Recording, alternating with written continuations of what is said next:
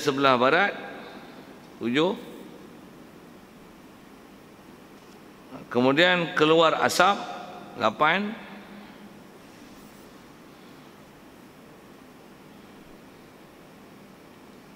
Runtuhnya Kaabah, runtuh Kaabah 9.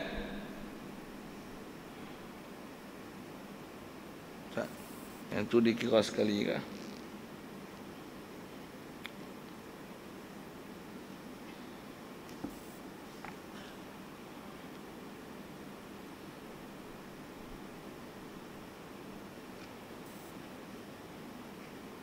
Oh. Kalau ikut kitab ni dikira sekali.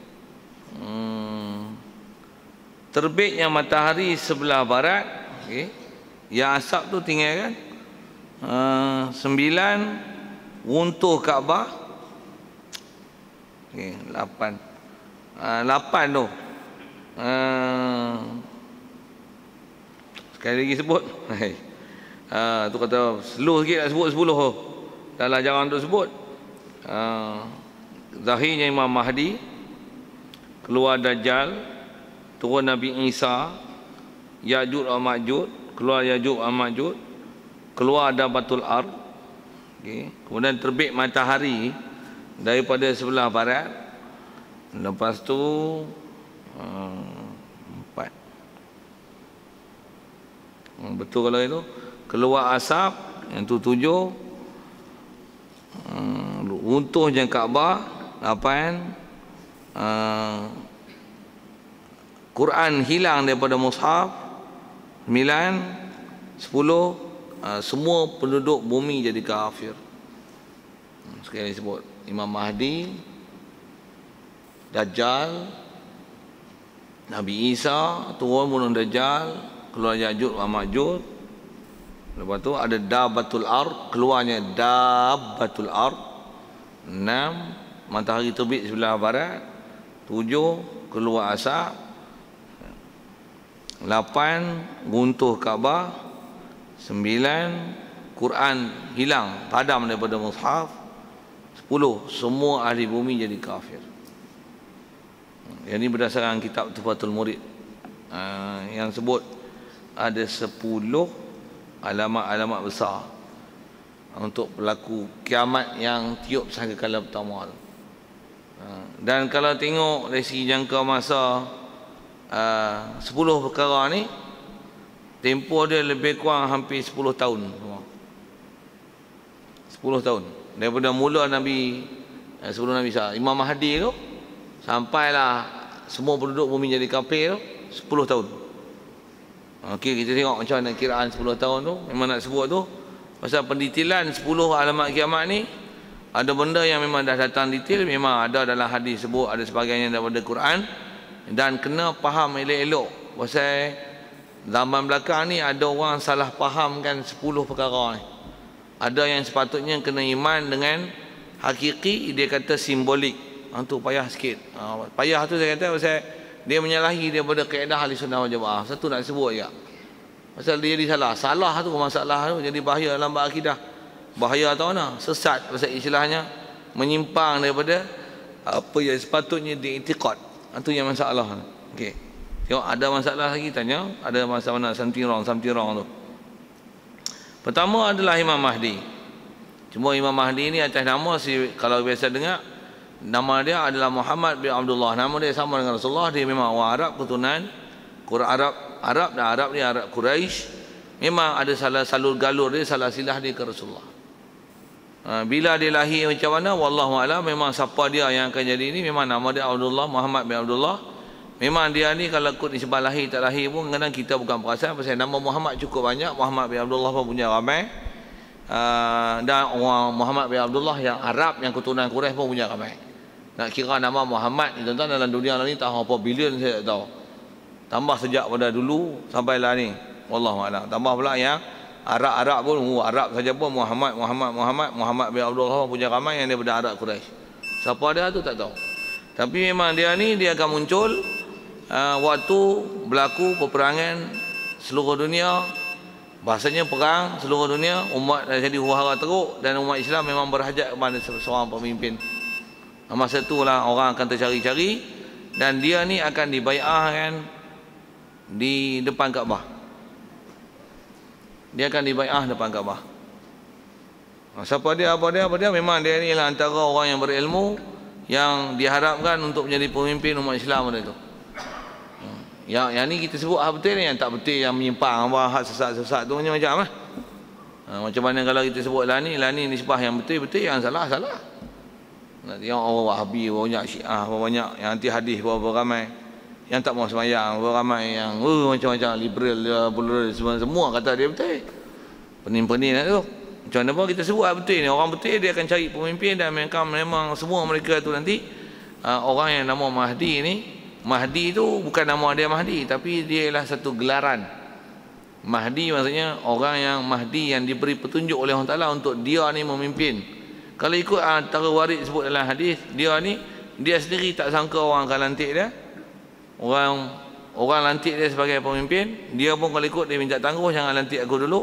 Malam tu dia akan minta munajat pada Allah Ta'ala supaya Allah Ta'ala berikan petunjuk pada dia sama ada nak terima tak terima. Yang akhirnya Allah Ta'ala berbukakan pintu hati dia untuk dia terima pelantikan itu. Dan memang dia sebenarnya memang orang layak pun untuk menerima pelantikan sebagai jadi ketua pemimpin untuk memimpin umat Islam pada masa itu.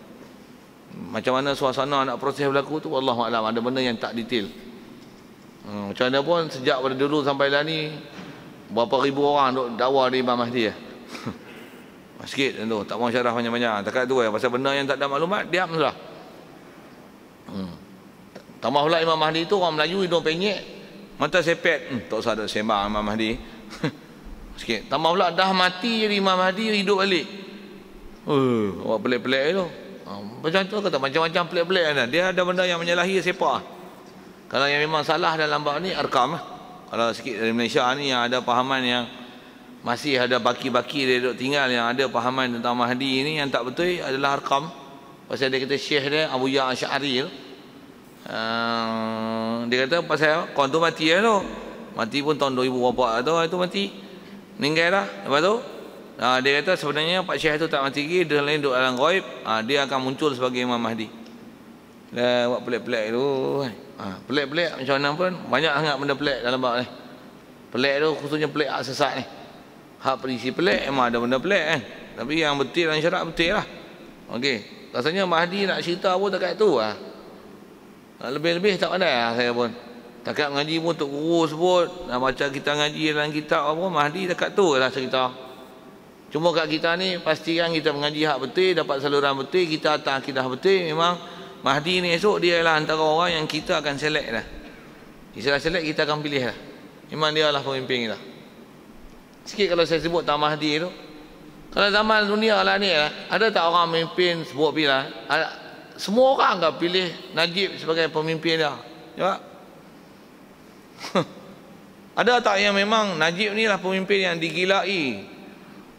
Bangun pagi sampai malam duk ingat Najib lah, ada? Ada? Ada. Siapa yang tanya? Saya tak tahu. Tapi ada. Adakah yang kata Boh Pirah apa presiden mereka ada? Ada. Kalau pemimpin mana-mana lah ada. Macam-macam ni. Jadi siapa kepala otak macam-macam? Bila kepala otak macam-macam, dia pilih pemimpin macam-macam lah. Kalau kita kepala otak betul ni, memang orang yang kita akan pilih yang mana hak pemimpin betul kan? Pemimpin tak betul aku sepak lama. Siapa tu tak payah sebut apa? Sebut dengan ciri tu. Jadi pun ada tak orang suka artis, ada orang suka penyanyi, ada orang suka pelakon, ada orang tak suka ulama, ada orang tak suka Tok Guru, ada orang tak suka ni, ada orang tak suka ni. Yang tak suka tu menyimpan. Jadi kat kita ni apa? Wajib cari yang betul dan memang Mahdi esok dia muncul, kita orang suka Mahdi tu. Lah ni kalau hak betul pun tengok apa orang komen banyak. Kadang Tok Guru pun apa orang komen. Hak komen pula bengok-bengok ni. Itu hak Tok Guru. Tok Garo apa macam-macam nak sebut tu banyak sangat. Tapi kata apa? Jadi kita ni di atas kata huara nak jadi akhir zaman tu satu hal. Apa kita kena buat? Pergi cari akidah antaranya yang kita dah belajar dalam kitab ni. Pergi tengok betul-betul bab ketuhanan, bab Nabi, bab Sam'iyah ni. Jangan ambil lain daripada yang mengikut kaedah Ahli Sunnah wal Jamaah. menyimpangnya jadi Syiah, Wahabiyah, duk kata Allah Taala di langit. Mak bapak Nabi masuk neraka, bufi lah pasal tu. Amal Wahabi ni kita ada bincang dulu. Duk lanat para sahabat, duk tolak hadis, apa lagi duk puja artis, duk suka pelakon. Main bola pakai selok pendek, sembahyang jemaah tak mau main. Akidah tak mau mengaji, duk satu Malaysia, out. Pagi-pagi senam aerobik, pakai seluar ketat. Itu oh, macam mana pun? Ramai ke golongan itu? Jawab. Saya sebut.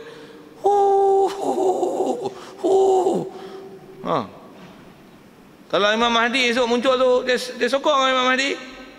Tak ada, dia lastik, dia bunuh oleh tu. Orang mengaji Quran yang tak mau mengaji hadis, yang tak mau Quran, tak mau ilmu, tak mau main masjid, tak mau, semua tak mau. Dan memang ada macam tu. Satu kat kita ni, kita mengaji ni, carilah hak elok.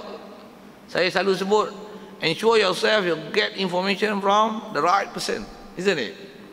Saya selalu lagi sebut bahasa orang putih saja, bunyi orang putih dak kot so mantap dengar itu ya. Selalu dekat Melayu tu tak apa nak kejap kan, macam sebut cerai. Kenal lah ustaz cerai tu hak mana kan. Maksudnya bahasa cerai tu memang dah sabar. Jadi esok tuan-tuan ingat, ensure yourself you get information from the right person. You remember me kan? Okey, sikit guna bahasa itu. Okey, siap. Itu Imam Mahdi. Kalau tuan-tuan nak tanya, tanyalah. Saya boleh jawab, saya jawab. Kalau tak boleh, tak boleh. Tapi rasanya nak cerita Imam Mahdi dekat tu that's only I know Nak cerita banyak-banyak, lebih-lebih, nak detail-detail. Ada benda yang memang tak main detail dekat kita tu. Okey, cukup. Baik. Kemudian bila dah ada Imam Mahdi apa ni, jadi kita dah ada pemimpin esok yang besar yang kita dah pakai. Untuk apa kan nanti? Khurujud Dajjal, akan keluar Dajjal. Cuma berapa tempoh Imam Mahdi dengan Dajjal ni wallahualam tak tahu. Tapi memang tak lama betul keluar Dajjal. Baik, Dajjal ni kalau masyhur sebut dalam hadis, Dajjal ni macam mana? Dajjal lah mata satu. Cuma Dajjal ni kalau sebut dah lahir dah kah? Dajjal memang ada. Kalau bahasa kitab pun disebut khurujud Dajjal, keluar. Dia tinggal nak keluar. Maksudnya dah ada lah. Dan kalau kita belajar dalam bab hadis tentang Dajjal ni, memang zaman Rasulullah pun ada sahabat-sahabat Nabi yang pernah belayar dan kapal dia pernah pecah, dia pernah jumpa Dajjal ni dalam terikat dalam sebuah gua kan. Dan macam mana di mana apa tu cari pun hang cari tak jumpa lah. Hang nak cari anak bunuh pun tak ada siapa boleh bunuh Dajjal lain kan. Nabi Isa saja boleh bunuh. Hang tak simak hang nak cari pun kalau tak sampai waktu dia jumpa. Hang tak jumpa dah hang cari satu dunia pun. Masa ini bab akidah. Memang percaya sudah. Tak percaya tunggu. Tuhan nak cari tak jumpa. Macam mana pun nak faham tahu mana? Dia nanti keluar. Jadi maksudnya lah ni dah ada. Di mana tu dah? Cari tak jumpa. Okey, dia memang ada dah. Pula tu mata satu. Betul kalau ada bayi kanak-kanak lahir lah ni mata satu tu macam mana? Itu betul mati. Takkan Dajjal tu dah mati. Adakah yang mata satu semua Dajjal? Tak ya. Dah memang ramai. Ramai kan. Kanak-kanak tuan-tuan pergi hospital, pergi tengok hospital. Tanya doktor-doktor yang sambut baby. Berapa ramai yang baby lahir yang mata satu. Tuan-tuan tahu tak? Dalam WhatsApp pun ada ni. Saya tengok dalam video. Tak ada saya WhatsApp ni. Charge RM5. Pasal nak mobile data tu. Apa buka tu. Kat 1 gig. Orang loading macam-macam. Apa cerita nak cerita mata satu tu. Itu dia panggil collapse mata satu tu. Maksudnya ada benda lah kurang-kurang apa. Cukup tu. Dajjal ni tunggu keluar sampai masa dia keluar. Jadi suasana ada bila mesti Imam Mahdi tu dulu. Baik. Dan sebut dalam hadis Dajjal ni memang dia mata satu dan dia merentah dunia 40 hari lah. Walaupun 40 hari dia setahun lebih. Nak setahun lebih macam mana? 40 hari tu hari pertama macam setahun, hari kedua macam sebulan, hari ketiga macam seminggu. Baqir ayam sairil ayam ka ayyamikum. Yang lain macam hari biasa. Berapa hari tu kira nak? Hari pertama macam setahun, hari kedua macam sebulan, dah sebulan seminggu, setahun sebulan lah. Seminggu. Itu 37 hari macam biasa. 37 campur 7. 37 dah seminggu, sebulan seminggu Betul kan? Sebulan seminggu. Yang ni ada seminggu, sebulan 2 minggu. Setahun 2 bulan 2 minggu. Faham tak tahu saya kira apa tu? Jadi Dajjal tu walaupun nama 40 hari, kalau dengan kira hari kita, setahun 2 bulan 2 minggu. Hari last tu, masa tu Nabi Isa turun. Dia tengok Nabi Isa, dia lebok dia. Nabi Isa. Macam tu kot bahasa dah. Dia tahu memang yang ni yang boleh bunuh dia, orang lain tak boleh kacau dah. Macam mana pun nak sebut. Jadi masa dia datang tu memang bumi ni sewel lah. Jangan hari pertama macam setahun. Apa maksudnya? Siang setahun, siang 6 bulan, malam 6 bulan. Jadi pusing, rotation bumi ni dia gila, sewel lah macam ni. Selalu pusing, itu ni pusing ni. Kalau macam ni kan, Dajjal mula keluar, kita nak jumpa matahari esok pagi 6 bulan. Tu dia beku habis kan. Hak tu hak siang, hak malam, hak siang. 6 bulan pula nak tunggu matahari terbenam. Tu dia habis. Pino mata kan, pino apa? Kering kontang tu dia. Mati habis pokok kan. Kita duduk siang malam ni pun 3 bulan hujan tak turun, kering. Sikit. Siang malam ni pun ada tempat salji. Tengah malam dah 6 bulan tak ada siang langsung. Jadi akan ada 2 cuaca yang begitu ketara dalam masa setahun tu. Tu nak beransur dia sebulan. Tu sampailah. Nak kata apa? Masa tu memang susah sungguh gila. Kalau harga getah turun, sawit turun, duit banyak, masa tu tak bermanfaat dah atau benda. Yang penting makanan. Emas perak pun orang tak mahu lah. Kut jadi tukaran untuk atau benda dah. Tuan-tuan nak simpan gas kan, nak simpan barah kan, saya tak tahu lah tu. Yang penting akidah tuan. Tak mati tak makan tak apa. Siapa? Yang penting akidah, tuan-tuan mati akidah betul. Kalau akidah tak betul, yang penting cari makan. Yang lain ni tak ada masalah apa pun. Duk cari makan sampai tak penting akidah. Sampai tak mau mengaji. Sampai tak peduli bab akidah, sampai tak peduli bab amalan. Sampai tak faham, tak mau ambil tahu bab agama, mampu lama lagi. Esok Dajjal mai hak ni melepak gedik-gedik pi awal lagi. Apa? Terah tak ada Dajjal pun tak mau main masjid. Tak ada siapa pun halang dia main masjid. Tu pun tak mau pergi. Esok agak-agak dia lapak itu ada pergi cari tak Dajjal. Ngelepak pergi cari tu. Mana Dajjal, tolonglah Dajjal. Ya habis. Walaupun nama Islam, pasal Islam makan dan keturunan akidah, mana dia bisa belajar apa macam ni? Mana dia tahu? Pada dia alah cari makan je weh. Janji boleh makan. Hiduplah. Bahasa-bahasa macam tu lah. Kita macam mana? Takkan aku gadaikan akidah sabit makan minum. Okey, bagi betul lah akidah kita tu. Jadi sikit suasana Dajjal tu. Susah yang susah, saya tak payah syarah panjang dari sisi susah tu. Cuma Dajjal adalah memang Dajjal lah, bukan simbolik. Kalau ada orang kata Dajjal ni simbolik, ya Amerika lah Dajjal sebenarnya. Tak, Dajjal ya Dajjal lah. Sebut yang tu lah. Baik, lepas tu Nabi Isa akan turun bunuh Dajjal. Dan Nabi Isa akan hidup bersama orang Islam masa tu selama lebih kurang 7 tahun. 7 tahun.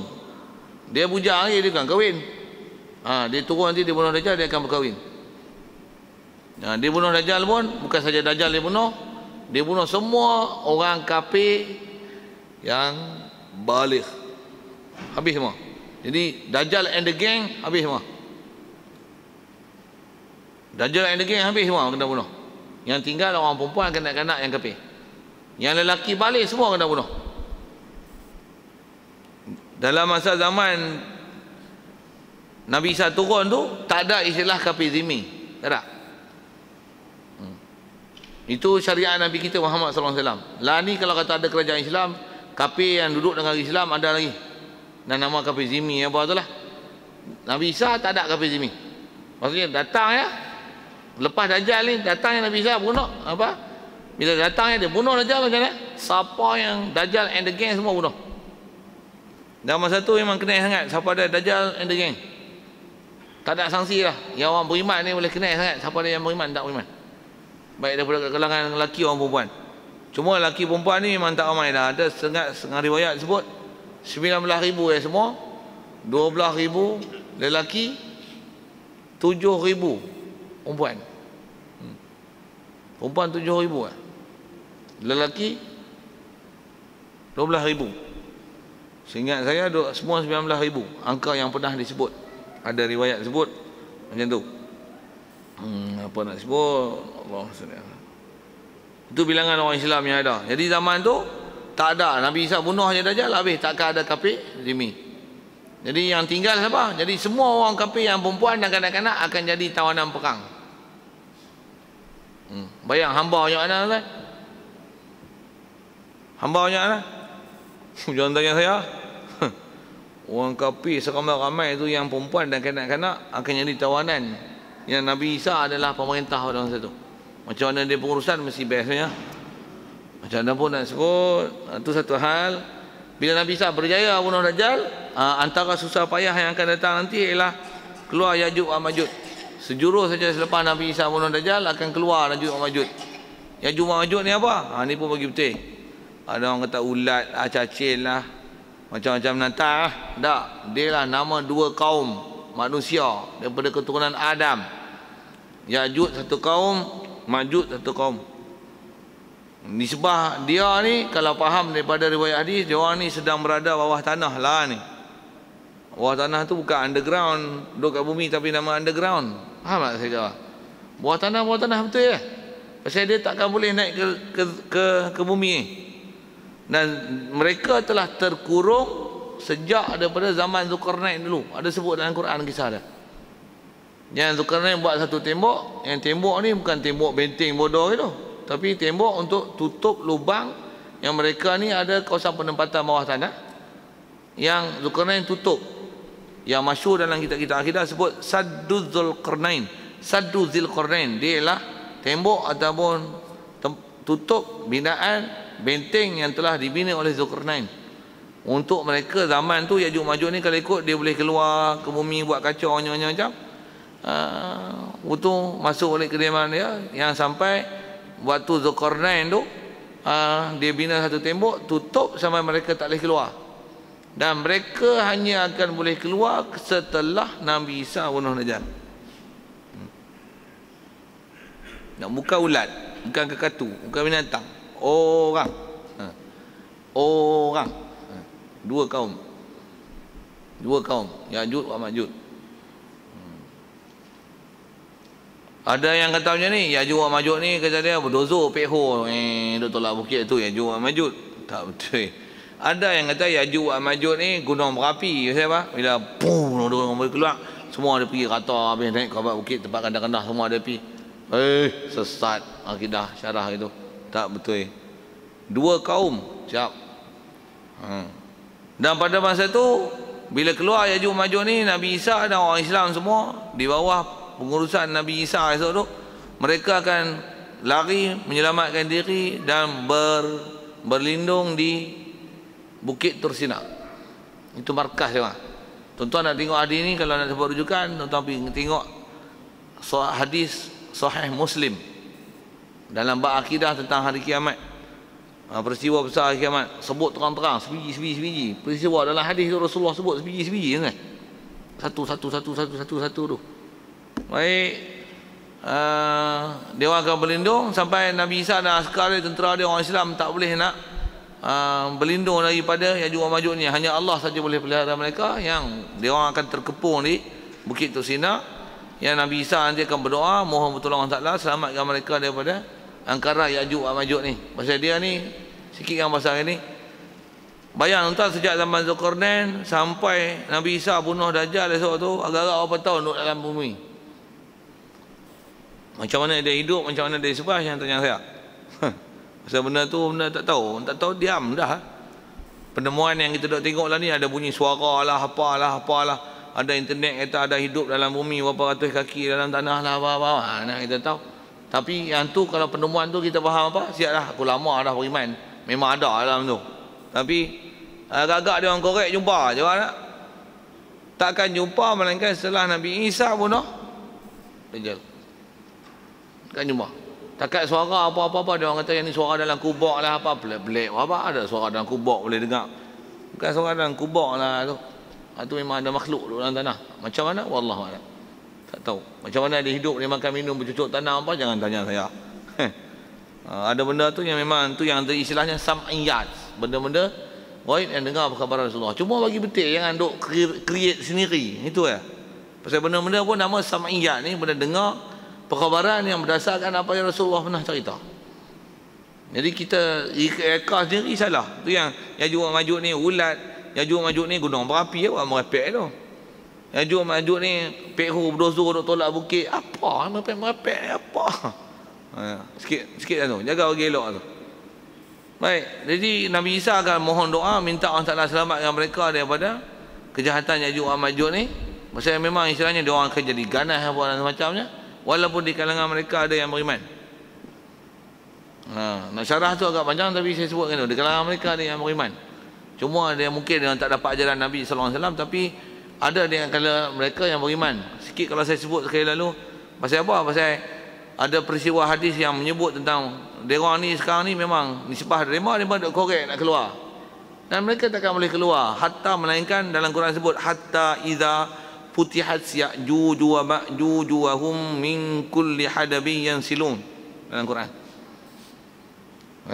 Waktu tu baru boleh, lepas Nabi Isa bunuh Dajjal tu. Dia orang memang duk korek. Jangan korek dia balik, korek dia balik. Dan memang dia tak akan boleh korek melainkan yang mereka balik last hari dia orang korek yang boleh esok terbuka tu, nak boleh keluar ke bumi.